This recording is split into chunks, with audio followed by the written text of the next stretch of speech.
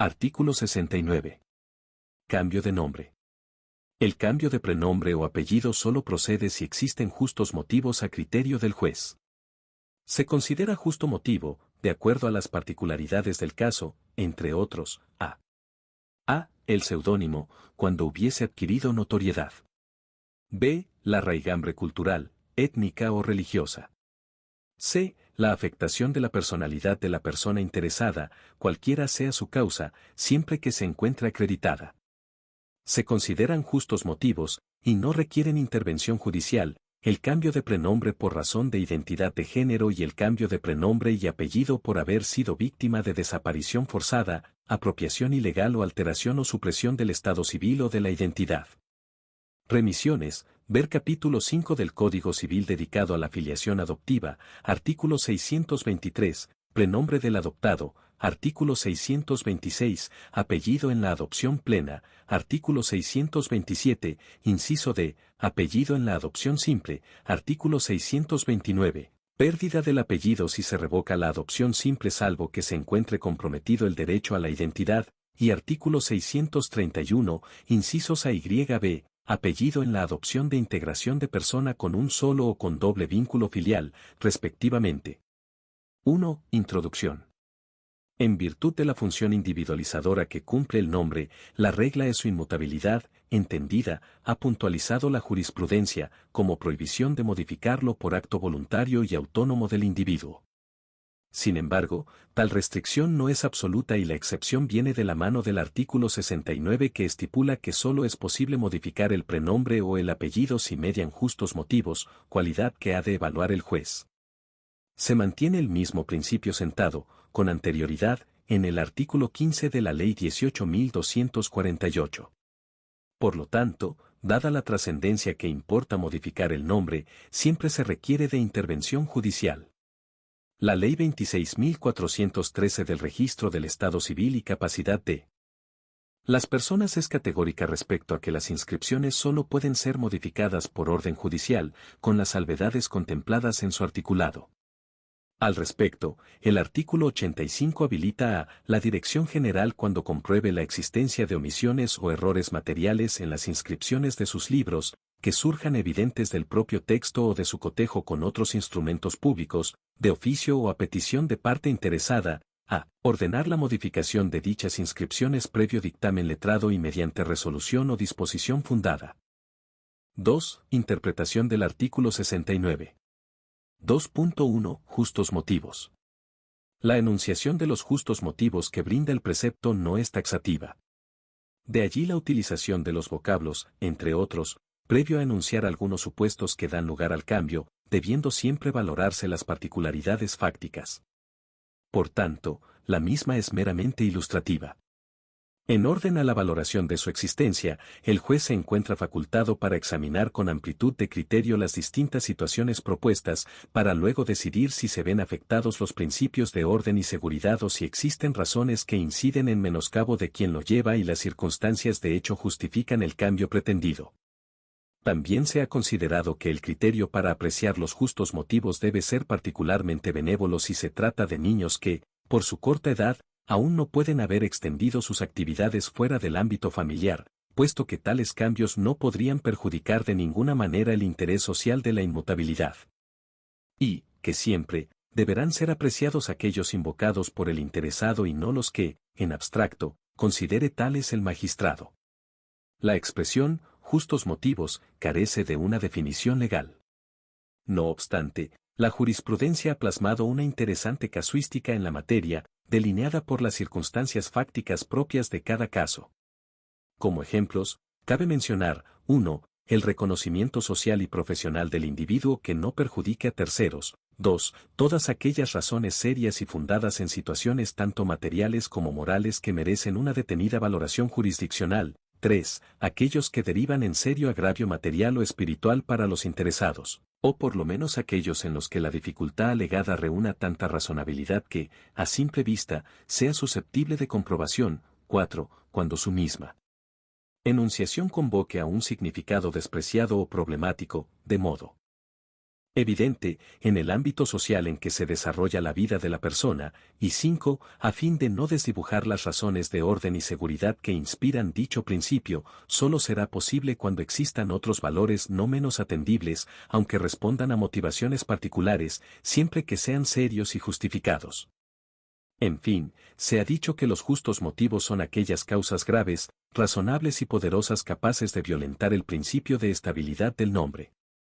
A su vez, se ha considerado que no configuran justos motivos, 1. Toda razón frívola, toda causa intrascendente, toda justificación que no se funde en hechos que agravien seriamente intereses materiales, morales o espirituales del sujeto que pretende la modificación. 2. Razones de orden sentimental, gusto, placer o capricho, ya que realizada su anotación en la respectiva partida, pasa a integrar los atributos de la personalidad del inscripto y se independiza automáticamente de las motivaciones que pudieron tener quienes estaban investidos de la responsabilidad parental en aquel momento. 3. La privación de la responsabilidad parental tiene carácter reversible, razón por la cual no puede admitirse la supresión del apellido como consecuencia actual de esa sanción, a menos que el uso del apellido paterno comprometa el equilibrio psíquico o emocional de los hijos, en medida tal que justifique el cambio de nombre.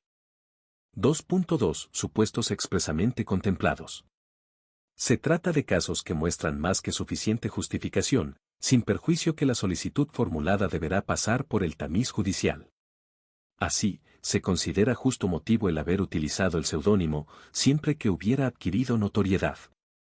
Se conceptualiza al seudónimo como la designación que una persona se da a sí misma, sea con el objeto de ocultar su verdadera personalidad o de darle realce en el ejercicio de su actividad especial.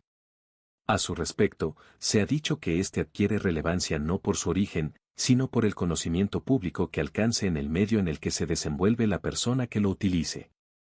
O, dicho en otras palabras, no es suficiente, para autorizar el cambio del nombre, la costumbre de usar un nombre distinto del propio.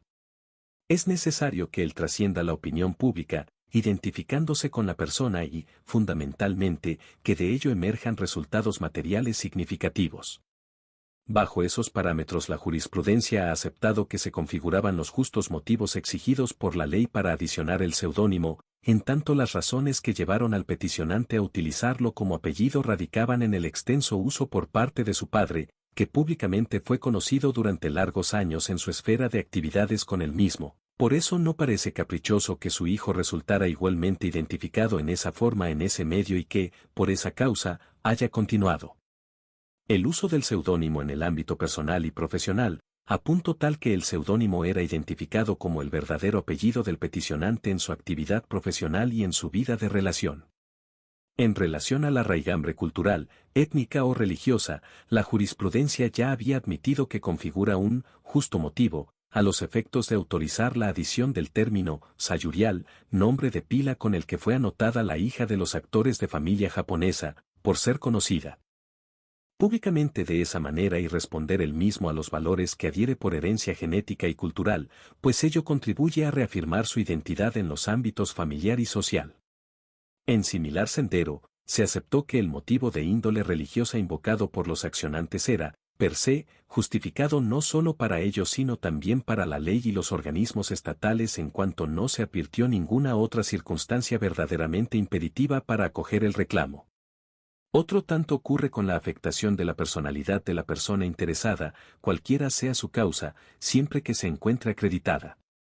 En esta línea, es dable mencionar a 1. La supresión de apellido paterno por causar agravio moral o comprometer el equilibrio psíquico o emocional de los hijos en medida que justifique el cambio. 2. El carácter vejatorio del prenombre o apellido para el interesado. Y 3. Que alguno de ellos agravie seriamente los intereses materiales, morales o espirituales del sujeto que aspira a obtener su modificación o cuando menos aquellos en los que la dificultad alegada reúna tanta razonabilidad que a simple vista sea susceptible de comprobación. Por último, el articulado menciona dos tópicos a los que, por su seriedad y gravedad, respectivamente, califica como de justos motivos y no requieren intervención judicial. Estos son, el cambio de prenombre por razón de identidad de género y el cambio de prenombre y apellido por haber sido víctima de desaparición forzada, apropiación ilegal o alteración o supresión del estado civil o de la identidad. De acuerdo con lo dispuesto en el artículo 1, inciso C, de la Ley 26.743, uno de los derechos que conlleva la identidad de género consiste en ser tratada de acuerdo con su identidad de género y, en particular, a ser identificada de ese modo en los instrumentos que acreditan su identidad respecto de él, los nombre, S de pila, imagen y sexo con los que allí es registrada. En razón de este derecho, el artículo 3 de la mencionada ley admite que toda persona podrá solicitar la rectificación registral del sexo y el cambio de nombre de pila e imagen, cuando no coincidan con su identidad de género autopercibida, correspondiéndole, conforme el artículo 6 de dicha ley, entre otros requisitos, a quien solicite la rectificación registral expresar el nuevo nombre de pila elegido. Por consiguiente, con esta solución se refuerza la innecesariedad de cualquier trámite judicial ya sentada por la Ley 26.743. Finalmente, procede el cambio de prenombre y apellido de quien ha sido víctima de graves violaciones a los derechos humanos tales como la desaparición forzada, la apropiación ilegal o la alteración o supresión del estado civil o de la identidad.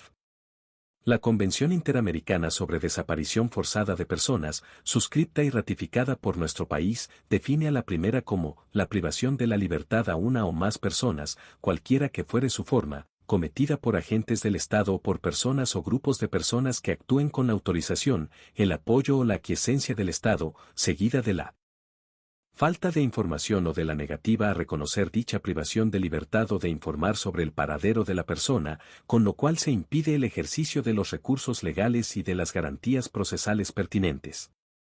En relación a la sustracción y apropiación ilícita de niños y niñas, la jurisprudencia argentina ha señalado que ello afectaba el derecho a la identidad de las víctimas, toda vez que se había alterado el estado civil de los niños y se habían atribuido datos filiatorios que impidieron conocer la verdadera identidad de los mismos, quedando eliminado cualquier indicio relativo a su verdadero origen y evitando el contacto con la verdadera familia. La enunciación es taxativa y pueden darse otros casos no mencionados vinculados con la represión ilegal. Tal fue el pedido de supresión del apellido paterno formulado por la hija de un integrante de grupos de tareas que actuó en diversos centros clandestinos. El ejemplo propuesto no puede ser incluido en el último párrafo del artículo en comentario. Sin embargo, aunque con intervención judicial, pues deberá ser probado, no existe duda que se está en presencia de un caso de afectación de la personalidad en lo que respecta a la honra y reputación de la peticionante. En suma, a partir de la concepción del nombre como un derecho humano que ha incorporado al análisis de las cuestiones que al mismo se refieran las pautas hermenéuticas propias de este tipo de derechos, las mismas habrán de evaluarse a la luz del principio pro homine que rige la materia. Admitida esta perspectiva, el principio de inmutabilidad del nombre que muchos han considerado irrefutable, no solo no será absoluto, sino que ha de ser reinterpretado de acuerdo al mencionado principio. Ello, y la elasticidad en el nuevo régimen, hacen presumir que la apreciación judicial se efectuará con un criterio amplio en vez del restrictivo que prevalecía hasta ahora. Gracias por ver el contenido. No olvides suscribirte para más leyes.